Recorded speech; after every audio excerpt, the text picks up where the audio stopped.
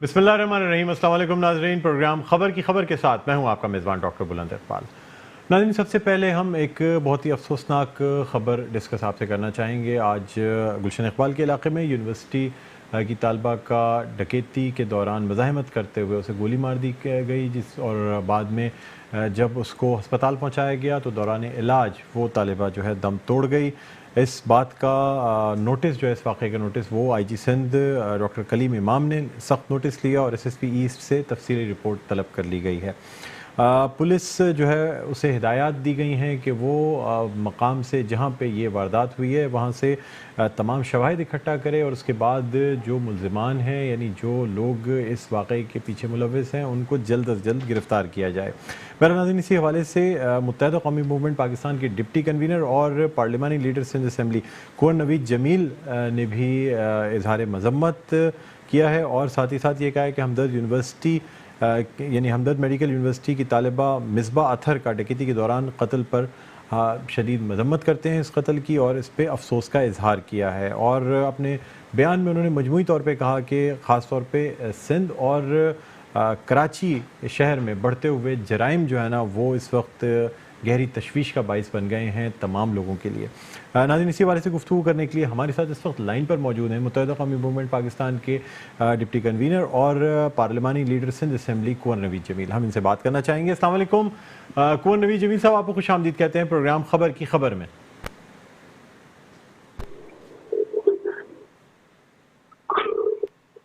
जी अस्सलाम वालेकुम कुंवर नवीद जमील साहब, आप मेरी आवाज़ सुन सकते हैं? ये साफ आ रही है जी। सर, आज एक बहुत ही अफसोसनाक वाक़या, यानी एक और वाक़या आप कह सकते हैं कि पेश आया जब गुलशन इकबाल में डकैती के दौरान मज़ाहमत करने पर एक तालिबा को गोली मार दी गई। दौरान इलाज वो जाँ बहक हो गई और मतलब कराची शहर में जो बढ़ते हुए जराइम है, वाकई अब उस पर तशवीश होने लगी है। क्या कहते हैं सर आप? कुछ अर्से से कराची में जराइम की दोबारा से काफी बड़ी लहर उठ गई है और इस पर हमें एमक्यूएम को भी तशवीश है और कराची के तमाम रहने वालों को भी तशवीश है कि लॉ एनफोर्स एजेंसी ने, रेंजर्स ने बड़ी मुश्किल से कराची में जराइम पर काबू पाया था, लेकिन दोबारा से जराइम सर उठा रहे हैं। तो ये हुकूमत की जिम्मेदारी है कि वो इसको कंट्रोल करे, इसलिए कि जो रेंजर्स यहाँ पर आए थे या वफाकी जो भी इदारे यहाँ पे काम कर रहे थे, वो बुनियादी तौर पर दहशतगर्दी से रिलेटेड इशूज या बड़े जो मुनज़्ज़म किस्म के जराइम थे उन पर काम कर रहे थे। लेकिन ये जो डकैतियां हैं और डकैतियों के दौरान अमवात हैं, ये तमाम तो पुलिस की और पुलिस से रिलेटेड जितने इदारे हैं इनकी जिम्मेदारियां हैं कि कराची में एक तो ये डकैतियों और डकैतियों से रिलेटेड फिर उसमें अमवात होना, फिर दुकानों के ताले तोड़ना, दुकानों में मुनज़्ज़म चोरियां डकैतियां करना, फिर बड़ी तादाद में मोटरसाइकिलें कराची से चोरी होना, गाड़ियां चोरी होना, मोबाइल छीनना, तो इनका रेशो बहुत बढ़ गया है। तो इस वक्त हुकूमत सिंध को चाहिए कि इस पर खुसूसी तवज्जो दे और अपने अफसरान से, मुताल्लिका एसएचओ से, जो डिस्ट्रिक्ट पुलिस ऑफिसर्स हैं, डिस्ट्रिक्ट एडमिनिस्ट्रेशन है और ओवरऑल कराची की जो पुलिस है उससे तो बासपोस कर रहे हैं, उनके खिलाफ डिस्प्यूट एक्शन ले। अब तो इन्होंने जो नया वो बनाया है, कानून बनाया है सिंध असेंबली से, उसमें तो अब तमाम के तमाम अख्तियारात भी चीफ मिनिस्टर साहब के पास हैं। तो चीफ मिनिस्टर साहब की जिम्मेदारी होती है कराची में बिलखुसूस और बिलमुम सिंध में बढ़ते हुए जराइम की पेशगोनी की जाए। कुंवर नवीद जमील साहब, ये बताइएगा कि आप क्या समझते हैं ये जराइम, यानी जो शरह है जराइम की, ख़ासतौर पे स्ट्रीट क्राइम की अगर हम बात करें, जो इसमें इजाफा हो रहा है, बुनियादी वजूहात क्या हैं? बेरोज़गारी है, कोई लसानी एलिमेंट इसमें शामिल है, ये क्या वजह है? और दूसरा एक बड़ी वजह यह है कि शहर में जो लोग आते हैं और ख़ास तौर से वो लोग जो कि गैर मुल्की होते हैं उनका कोई मुनज़्ज़म आदद-ओ-शुमार नहीं हो रहा है और ऐसे आबादियां जहाँ पे बाहर से आकर लोग रहते हैं वहाँ पर तवज्जो नहीं दी जा रही। पुलिस जो है वो भी ज्यादातर पुलिस का ताल्लुक कराची से नहीं है। अभी भी जो बड़े पैमाने पर पीपल्स पार्टी की हुकूमत में कराची में भर्तियां हुई हैं तो जितने भी पुलिस एहलकार यहाँ पे भर्ती हुए हैं वो यहाँ के जाली डोमिसाइल बनाकर हुए हैं।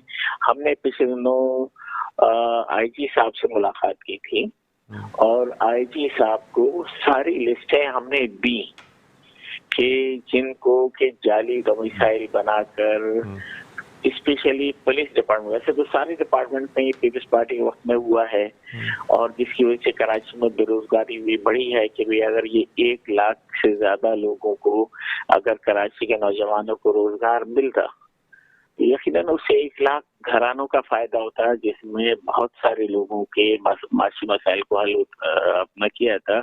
लेकिन सिर्फ सियासी बुनियादों पर और लसानी बुनियादों पर कराची की सारी नौकरियां कराची के बाहर के लोगों को दे दी गई और ये तमाम की तमाम नौकरियां वही थी जो पीपल्स पार्टी ने कोटा सिस्टम लगाया था। उस कोटा सिस्टम के मुताबिक कराची के लोगों में हम आईजी साहब के पास गए थे, उन्हें भी हम ये देकर आए। तो अब ये पुलिस भी ज्यादातर बाहर की है, ये बाहर के लोग हैं जो पुलिस में भर्ती किए गए, वो मोहल्लों को नहीं जानते, वो इलाकों को नहीं जानते और उनका इंटरेस्ट भी यही है कि भाई हमने नौकरियां कर ली हैं, अब हमें इन नौकरियों से ज्यादा अपना फायदा करना है। तो ये सारे मुख्तलिफ मसाइल हैं जिन्होंने कराची को घेर रखा है। अच्छा, कौन नवी जमील साहब, आपके इल्म में होगा कि अब पुलिस को यानी उसमें रिफॉर्म्स मुतारिफ कराए जा रहे हैं, ख़ास तौर पे बाकायदा तहरीरी टेस्ट लिया गया, तमाम SHOs को जो है ना वो भर्ती किया गया, तबादले किए गए और अब मॉडल पुलिस बनाने के लिए कहा गया है। उन्हें मेडिकल की सर्विसेज भी दी जाएंगी और सिंध पुलिस की जो तनख्वाहें हैं उसे भी पंजाब पुलिस के बराबर किया जा रहा है। काफ़ी बड़े पैमाने पर रिफॉर्म्स किए जा रहे हैं पुलिस के डिपार्टमेंट में, जो कि वज़ीर आला सिंध मुराद अली शाह की जानिब से अब क्लियर कट हिदायत भी जारी हो चुकी हैं। इजलास में फ़ैसला किया गया है कि बाकायदा पुलिस में रिफॉर्म्स मुतारिफ कराई जाएंगी। क्या आप समझते हैं कि इन रिफॉर्म्स के बाद पुलिस के डिपार्टमेंट में कुछ बेहतरी आने का इम्कान है? अहम चीज सिंसियरिटी होती है ना, ये सिंसियरिटी से जब काम नहीं करेंगे तो कभी उनके नताइज पॉजिटिव बरामद नहीं होंगे। जिस तरह मैंने आपको कहा कि जो पुलिस में भर्ती की गई दीगर इदारों की तरह वो कराची के बाहर के लोगों को भर्ती किया गया। अब ये जो भी कुछ ये कर रहे हैं, रिफॉर्म कर रहे हैं और ये सब कुछ कर रहे हैं, ये सब आई वॉश है कि लोगों को दिखाने के लिए, लोगों को धोखा देने के लिए कि हम ये कर रहे हैं, हम ये कर रहे हैं। ये हर पाकिस्तानी का बुनियादी हक है कि वो तहफ़्फ़ुज़ हो, उसकी चादर को तहफ़्फ़ुज़ हो, उसकी चार दीवारी को तहफ़्फ़ुज़ हो, उसकी जब वो रोड पर चले तो उसको तहफ़्फ़ुज़। अब ये बेचारी पता नहीं किस तरह से इसके वालिदैन ने से बच्ची को, मासूम को पढ़ाया होगा और इसको डकैती के दौरान बेचारी को शहीद कर दिया गया। इसके माँ पर, इसके बाप पर, इसके सारे घर वालों पर, इसके भाई बहनों पर क्या गुजर रही होगी। तो इसका सद्देबाब होना चाहिए और इसके ऊपर जब तक पुलिस अफसरान, पुलिस एहलकारों पर एक्शन नहीं लिया जाएगा बेहतरी नहीं आएगी। कौन नबी जमील साहब, आपसे एक आखिरी सवाल करना चाहूँगा। तकरीबन 8-8.5 साल मुत्तहिदा कौमी मूवमेंट पाकिस्तान ने पाकिस्तान पीपल्स पार्टी की गवर्नमेंट के साथ सिंध में गुजारे हैं। सर, इस दौरान क्या आपने मतलब आपकी जमात ने इस बात को यकीनी बनाया कि कराची के अवाम जो हैं वो सिंध पुलिस में भर्ती हों या मेरिट के ऊपर सिंध पुलिस में भर्तियाँ की जाएँ? अगर पाबंदी भी थी तो सर उस पाबंदी के लिए आवाज़ उठाई गई? पार्टी थी कि उस वक्त भी तमाम तर, इसलिए देखिए जो हमारा जो पार्लिमानी निज़ाम है उसमें सारे अख्तियारात चीफ एग्जीक्यूटिव के पास होते हैं। प्रोविंस का चीफ एग्जीक्यूटिव जो अपना वज़ीर आला होते हैं। हमने वज़ीर आला से कहते रहे, उन्होंने जो अरबाब रहीम साहब थे उन्होंने भर्तियों पर से पाबंदी नहीं हटाई। बाद में उन्होंने ये बयान भी दे दिया कि मैंने इसलिए नौकरियां रोक कर रखी हैं ताकि वो सिंधियों को मिलें। तो ये जब तक अगर जहाँ पर मुल्क के अंदर अगर पाकिस्तानियत परवान नहीं चढ़ेगी तो ये खराबियां होती रहेंगी। हमारे साथ बदकिस्मती यह है कि गलत मर्दमशुमारी कर कर कराची को या सिंध के शहरी रहने वालों को हमेशा से अक़लियत में रखा गया। ये कितनी बड़ी बदनसीबी है कि कराची शहर के कुल हुक्मरान जो भी आते हैं उनमें से कराची से किसी का ताल्लुक नहीं होता।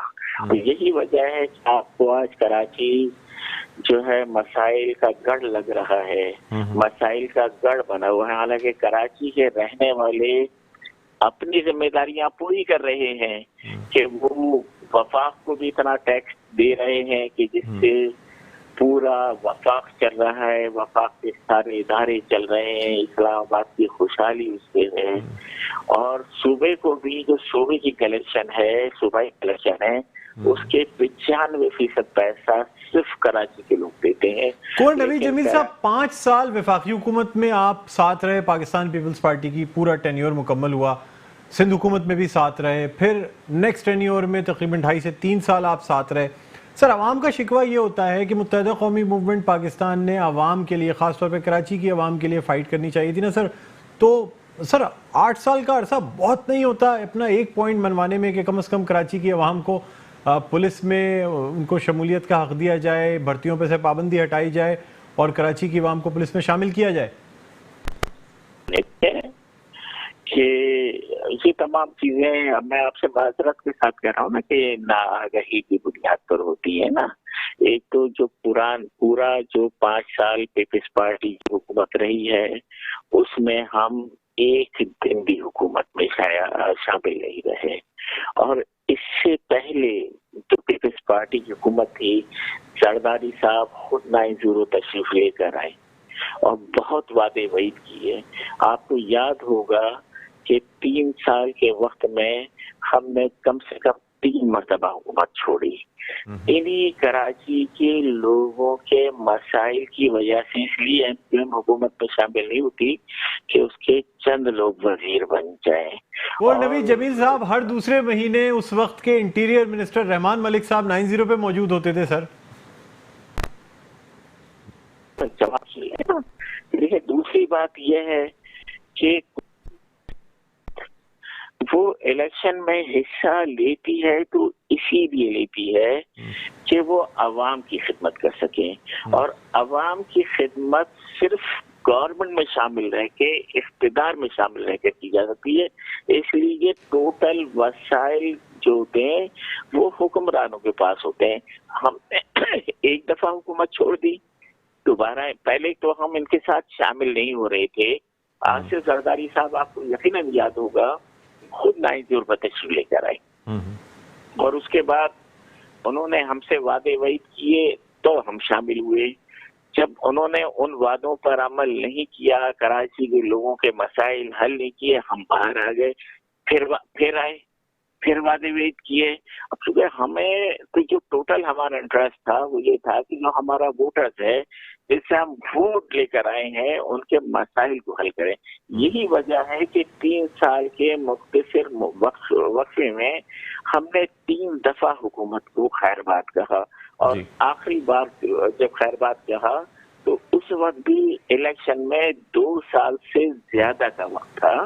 तो उसके बाद हमने नहीं आए इनके साथ, और न सिर्फ नहीं आए बल्कि हमने कहीं भी किसी किस्म का कॉपरेशन सिर्फ इस बात पे मशरूत रखा हुआ है कि पहले आप कराची, हैदराबाद समेत सिंध के शहरी इलाकों में मसला है। ٹھیک ہے، بہت شکریہ کنور نوید جمیل، ڈپٹی کنوینر متحدہ قومی موومنٹ پاکستان اور پارلیمانی لیڈر سندھ اسمبلی ہمارے ساتھ موجود تھے۔ ناظرین، یہاں ایک چھوٹا سا وقفہ لینا چاہیں گے، وقفے کے بعد دوبارہ آپ کی خدمت میں حاضر ہوتے ہیں، کہیں نہ جائیے گا، دیکھتے رہیے پروگرام خبر کی خبر۔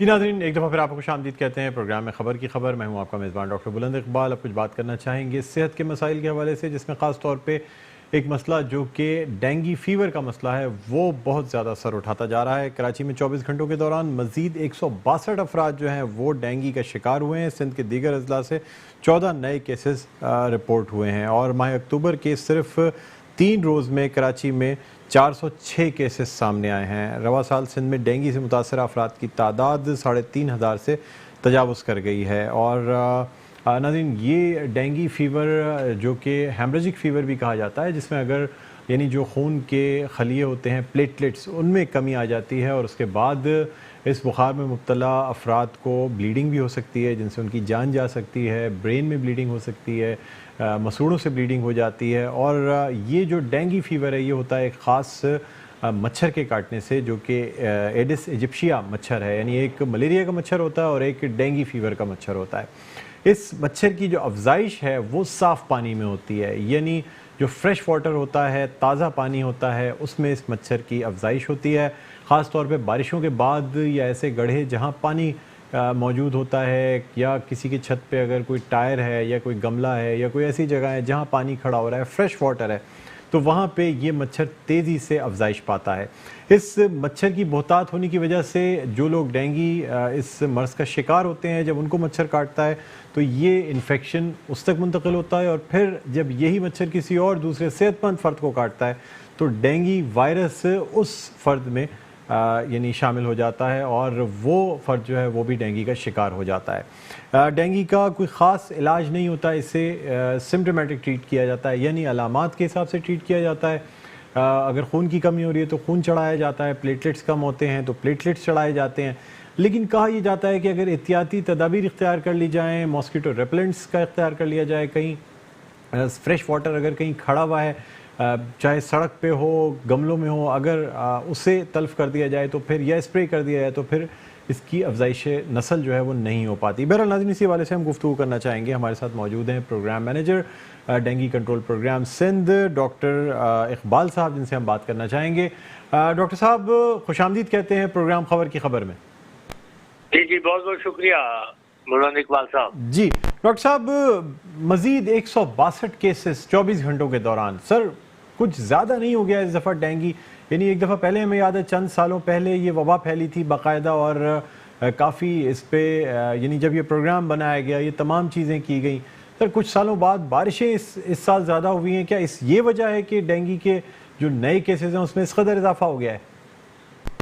جی، ایک تو یہ بالکل ایک حقیقت ہے کہ بارشوں کی وجہ سے ظاہر بریڈنگ سائٹس میں اضافہ ہوا ہے، اور نتیجتاً ماسکیٹو کی بریڈنگ ہے، اور یہ بڑی بریڈنگ فاسٹ ہوتی ہے۔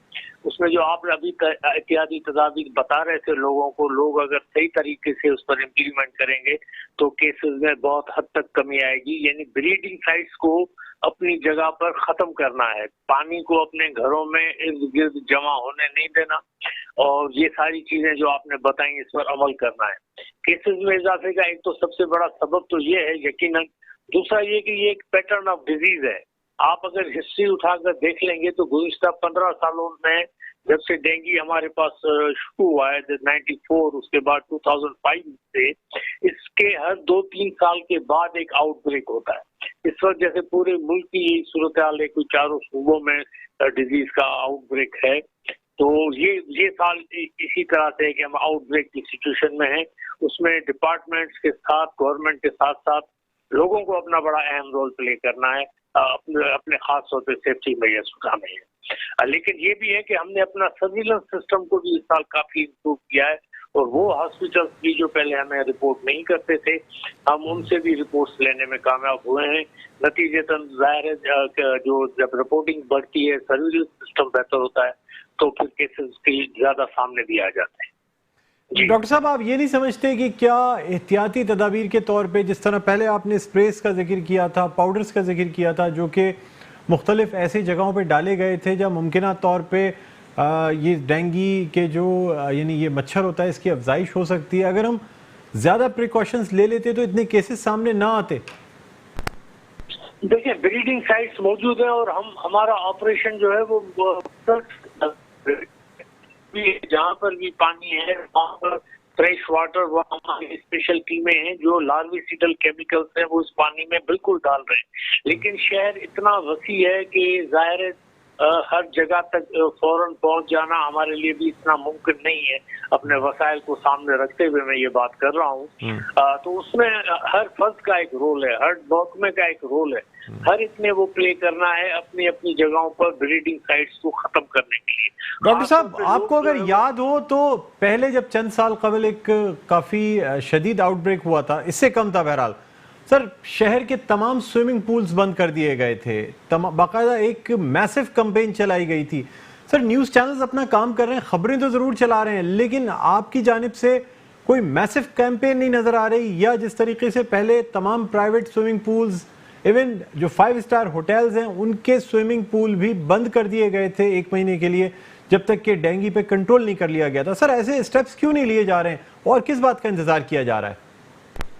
دیکھیں یہ اسٹیپس بھی لیے جائیں گے اور اس کے لیے بھی پلاننگ ہو رہی ہے، لیکن در حقیقت یہ ماسکیٹو خاص طور پہ جو لوگوں کو افیکٹ کر رہا ہے، ہمارے پاس جو ڈیٹا آ رہا ہے اس وقت وہ ایک ہی گھر میں 2-2 3-3 پیشنٹس آ رہے ہیں، تو اس کا سبب یہی ہے کہ یہ ماسکیٹو زیادہ تر گھروں میں اور چھاؤں میں یہ زیادہ اس کی بریڈنگ ہوتی ہے اور یہ وہاں پر پھر یہ اپنی کاروائی کرتا ہے، تو گھروں میں بریڈنگ سائٹس کے زیادہ ہیں اور اس پر ہماری ٹیمیں جو ہے وہ مختلف علاقوں میں جو ہم ہاٹ اسپاٹس آئیڈینٹیفائی کرتے ہیں وہاں پر ہماری ٹیمز جا رہی ہیں، لیکن لوگوں آپ کی جو اویئرنیس کیمپین تھرو چینل سے میڈیا ہے وہ لوگ اگر اس پر امپلیمنٹیشن شروع کرتے ہیں جو ہم نے اتنی سرکولیٹ کی ہے پریکاشنری میئرز، تو اس پر عمل شروع کر دیں تو اس پر انشاءاللہ تعالی جلدی قابو پا لیا جائے گا۔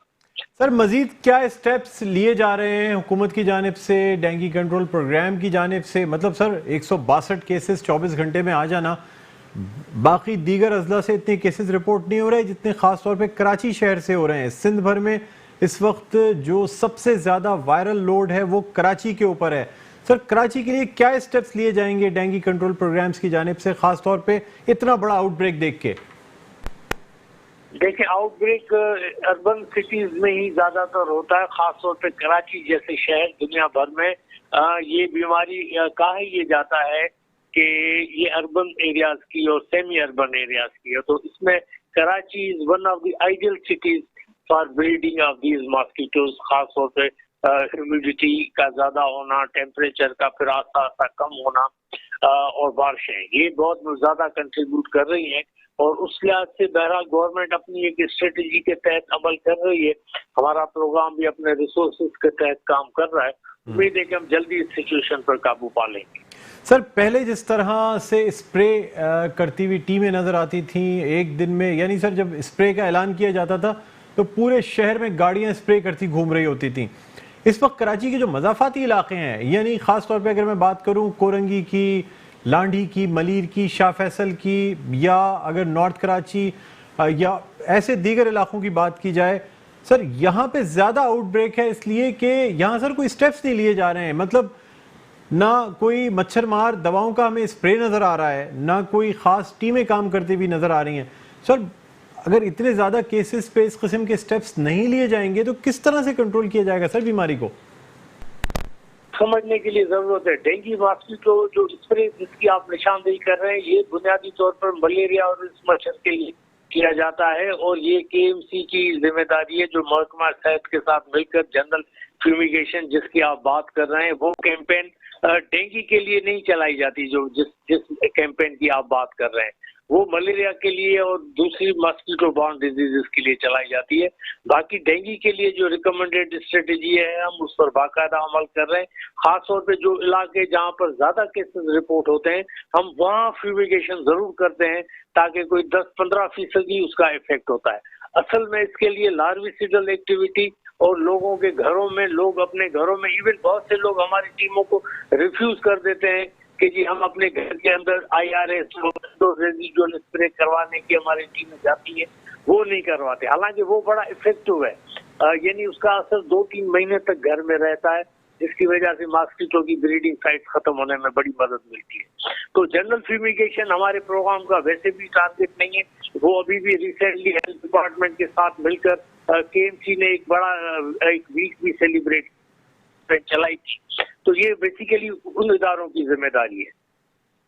ٹھیک ہے، بہت شکریہ ڈاکٹر محمد اقبال ہمارے ساتھ موجود تھے، programme manager dengue control programme Sindh, جن کا کہنا تھا کہ اسٹیپس لیے جا رہے ہیں اور جو ڈینگی کے مچھر کے لیے جو پروٹوکولز ہیں وہ فالو کیے جا رہے ہیں، لیکن ناظرین پھر بھی روزانہ کراچی میں سینکڑوں کی تعداد میں مریض جو ہیں وہ ڈینگی کا شکار ہو رہے ہیں اور اموات بھی ہو رہی ہیں اس مرض سے۔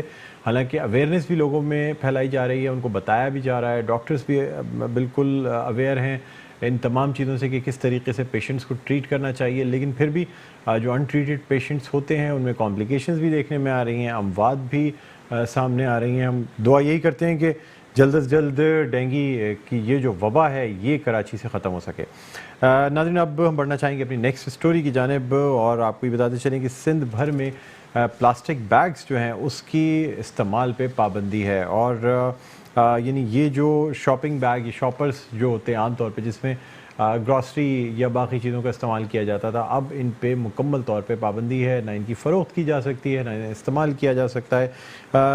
2 روز قبل کراچی کے مختلف بازاروں میں جو ہے وہ چھاپا بھی مارا گیا اور ساتھ ہی ساتھ جو وہاں پہ شاپنگ بیگز موجود تھے انہیں ضبط بھی کیا گیا۔ اس پہ مطلب اس کے رد عمل پہ جو ہے مختلف تاجروں کی جانب سے احتجاج بھی دیکھنے میں آیا، اور اب یہ بھی کہا گیا ہے کہ ان پلاسٹک بیگز کو جلانا یعنی تلف بھی نہیں کرنا چاہیے، یعنی یہ اس کو جلانے سے بھی پولوشن پیدا ہوتی ہے، جو مطلب کاربن ڈائی آکسائڈ اور جس قسم کی گیسز یا کاربن مولیکیولز اس پولیتھین بیگز کو جلانے سے نکلتے ہیں وہ اوزون لیئر کو نقصان پہنچاتے ہیں۔ اس کے علاوہ ہمارے جو ڈرینیج سسٹم ہے اس کو چوک کرنے کا باعث بھی ایک طرح سے یہ پولیتھین بیگز بنتے ہیں۔ بہرحال ناظرین ہمارے ساتھ اس وقت موجود ہیں ڈاکٹر سہراب سرکی جو کہ ممبر صوبائی اسمبلی ہیں پاکستان پیپلز پارٹی سے، ان کا تعلق ہے، ان سے ہم بات کرنا چاہیں گے۔ جی السلام علیکم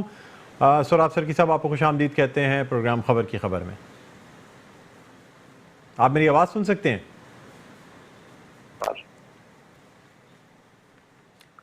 میری آواز آ رہی ہے؟ جی جی جی بالکل بالکل، آپ میری آواز سن سکتے ہیں سہراب سرکی صاحب؟ جی جی بالکل سن رہا ہوں۔ جی سر بتائیے گا، سندھ حکومت کی جانب سے شاپنگ بیگ پر مکمل طور پہ پابندی لگائی گئی ہے، لیکن پھر بھی احتجاج جاری ہے، اور یعنی اگر ہم کراچی کی بات کریں تو مختلف مالز میں، مختلف دکانوں پہ تقریباً تمام ہی جگہ شاپنگ بیگز کا آزادانہ استعمال ہو رہا ہے سر۔ مطلب شاید ابھی تک اس کی فروخت کی جو چند ہول سیلرز تھے ان کے خلاف ضرور کارروائی کی گئی ہے، لیکن جو شاپنگ مالز، جو دکانیں ان شاپرز کو استعمال کر رہی ہیں ان کے خلاف کوئی کارروائی نہیں کی جا رہی۔ بہت شکریہ، آپ نے مجھے موقع دیا۔ میں آپ کو گزارش کروں کہ یہ ہم نے فیصلہ کیا ہے، اور یہ فیصلہ میرے خیال میں پورے پاکستان کے لیے اچھا فیصلہ ہے، اور پورے پاکستان کی جتنی بھی اسمبلیاں ہیں یا نیشنل اسمبلی یہ بھی یہی فیصلہ کریں گی، کیونکہ یہ صرف نہیں ڈرینیج کے مسئلے کو خراب کرتی ہیں، لیکن آپ کو پتہ ہے یہ اگر تالاب میں چلے جائیں، سمندر میں چلے جائیں، مچھلیوں کے لیے اور دوسرے پرندے ان کے لیے بھی بڑی خطرناک ہے۔ آپ نے بہت ساری جگہوں پہ اس کو دیکھا ہوگا، اور مجھے اس بات کی خوشی ہے کہ یہاں پر کراچی میں یہاں پر جو بھی فیکٹریز تھیں ان کی انہوں نے والنٹیرلی یہ کہا تھا کہ ہم ان کی جو ہے ابھی پروڈکشن بند کر دیں گے، ٹھیک ہے، اور جو بھی تاجر حضرات تھے انہوں نے بھی کوآپریشن کا ہمیں کہا ہوا ہے کہ ہم اس کو فلی کوآپریٹ کریں گے۔ اچھا، آہستہ آہستہ گریجولی ہم نے کوئی اتنا سخت اسٹیپ ابھی آپ صحیح فرما رہے ہیں نہیں لیا ہے، لیکن یہ ہے کہ آہستہ سلولی گریجولی ہم اس کو انشاءاللہ تعالی بالکل ختم کر دیں گے، اور جہاں پر کوئی مجبوری ہے ابھی تک یہ وہاں پر بک رہی ہیں یا یہاں پر نہیں بن رہی ہے. سوراب سرکی صاحب، آپ کے علم میں ہوگا پہلے بھی پاکستان میں کئی دفعہ ان پولیتھین بیگز پہ پابندی لگائی جا چکی ہے. خاص طور پہ پہلے یہ کہا گیا تھا کہ جو فوڈ گریڈ پولیتھین ہوگی یا پلاسٹک بیگز ہوں گے ان کو الاؤ کر دیا جائے گا، لیکن اس کے بعد آہستہ آہستہ آہستہ آہستہ جو پابندی لگی تھی وہ فزل آؤٹ ہوتی چلی گئی. یعنی مطلب آہستہ آہستہ وقت کے ساتھ ساتھ اس پہ عمل درآمد نہیں ہوا. ابھی بھی ایسا لگ رہا ہے کہ نوٹیفیکیشن تو جاری کر دیا گیا ہے، لیکن آپ یہ دیکھیں کہ اس میں جو BSN گورنمنٹ نے اس کا اعلان کیا اس میں میڈیا نے فل سپورٹ کی اس چیز کی، اور جو تاجر حضرات ہیں انہوں نے سپورٹ کی. ہمارے جو اویئرنیس پروگرام تھا، ہمارے منسٹر صاحبان یا دوسرے چیف منسٹر صاحب نے سب جتنے بھی اسٹیک ہولڈر ہیں ان سے میٹنگز کی، انہوں نے بھی اس چیز کی سپورٹ کی، کیونکہ یہ تو سب کا مسئلہ ہے نا. یہ بات نہیں ہے کہ صرف کوئی جو یہ تاجر ہیں ان کا مسئلہ ہے، تاجروں کا بھی یہ مسئلہ ہے. جب آپ کو پتا ہے کہ یہاں پر شہر میں روڈ پر پانی ہوتا ہے اور یہ اتنی خطرناک ہے، آپ کو پتا ہوں کہ یہ 80-90 سال تک اس کی جو لائف ہے، اگر یہ نیچے زمین میں دبی ہو تو یہ ایبزارب نہیں ہوتی ہے. یہ ٹیکنیکل آدمی اس بات کو سمجھتے ہیں، آپ بھی سمجھتے ہیں اس کو. تو یہ بہت خطرناک ہے اور یہ بہت سارے ممالکوں میں بالکل اس پہ 100% بین ہے. اور انشاءاللہ تعالی سوراب سرکی صاحب، میں یہ جاننا چاہوں گا کہ کسی بھی چیز پہ پابندی لگانے سے پہلے اس کے متبادل کا انتظام کیا جاتا ہے، یعنی باقاعدہ ایک بیک اپ پلان بنایا جاتا ہے، ڈیڈ لائنز دی جاتی ہیں. سر آہستہ آہستہ چیزوں کو ریپلیس کیا جاتا ہے نا. اوور نائٹ آپ اگر آج پابندی لگا دیں، اور ابھی بھی نہیں ہے، میں آپ کو بتاؤں اوور نائٹ نہیں ہے، ابھی بھی ہم سلولی گریجولی کر رہے ہیں، آہستہ آہستہ. جب اویئرنیس آتی جائے گی، اور یہاں پر جو فیکٹریاں یہاں پر بنا رہی تھیں انہوں نے خود والنٹیرلی فیکٹریاں بند کی، ہم سے کہا کہ ہم بند کرتے ہیں، کوئی الٹرنیٹ کوئی کام کریں گے. ٹھیک ہے، یہاں پر انشاءاللہ تعالیٰ کراچی میں سندھ میں جو فیکٹریز اس طرح کی بیگیں بنا رہی ہیں وہ بالکل کمپلیٹلی بند ہوں گی. اب دوسرا یہ ہوگا کہ لاہور سے یا کسی اور جگہ پہ کوئی اس کی فیکٹری ہو، وہاں سے یہ آ جائے یہاں پر کسی طریقے سے، تو پھر اگلا ہمارا اسٹیپ یہ ہوگا کہ باہر سے آنے بھی بند کیا جائے. نہیں سر، پنجاب حکومت کی جانب سے بھی سائملٹینیس پابندی لگا دی گئی ہے اور پنجاب حکومت کی جانب سے بھی کریک ڈاؤن کیا جا رہا ہے. میں یہ کہہ رہا ہوں کہ اگر یہ پورے ملک کے مفاد میں ہے، اور یہ جس طرح آپ کہتے ہیں بیک وقت آہستہ آہستہ سلولی گریجولی پورے پاکستان کے اندر اگر اس پہ اویئرنیس کی جائے، لوگوں کو بتایا جائے کہ اس کا نقصان ہوگا اور نقصان ہو رہا ہے، اور میرے خیال میں لوگ کیسے چاہیں گے کہ ان کا نقصان ہو. انشاءاللہ تعالیٰ بالکل اس پہ عمل ہوگا. پہلے آپ کو پتا ہے کہ یہاں پر کھلے عام یہاں پر گٹکا چلتا تھا، مال پوڑی چلتی تھی، بہت سارے ایسے نشے کی چیزیں. اس پہ جب قانون اسمبلی میں تو کافی اس پہ افیکٹولی کام بھی ہوا ہے، کافی وہ جو ہے نا اس میں کمی آئی ہے. میں بالکل ابھی آپ سے ایگری کرتا ہوں کہ مکمل طور پر اس پہ کنٹرول نہیں ہو پا رہا ہے، لیکن یہ ہے کہ قانون بنا ہوا ہے اور اس قانون پہ آہستہ آہستہ عمل ہو رہا ہے، اور انشاءاللہ تعالیٰ ایک دن آپ دیکھیں گے کہ کھلی جو ہے انفورس ہوگا قانون، اور کوئی بھی آدمی اس میں کامیاب نہیں ہوگا. ٹھیک ہے، بہت شکریہ سوراب سرکی صاحب، پاکستان پیپلز پارٹی کے رہنما اور ممبر صوبائی اسمبلی ہمارے ساتھ موجود تھے. اور ناظرین، اب ہم کچھ ذکر کرنا چاہیں گے کراچی میں اسٹریٹ کرائمز کے حوالے سے. یعنی یہ اسٹریٹ کرمنلز جو ہیں وہ بے قابو ہو گئے ہیں، پولیس روک تھام میں ناکام ہے. کراچی میں جگہ جگہ موبائل اسنیچنگ، فائرنگ کے واقعات، خاص طور پہ ڈکیتی میں یعنی مزاحمت کے دوران فائرنگ کی جا رہی ہے. ایک طالبہ بھی آج جاں بحق ہوئی. اس کے علاوہ مختلف لوگ ہم دیکھتے ہیں کہ CCTV فوٹیج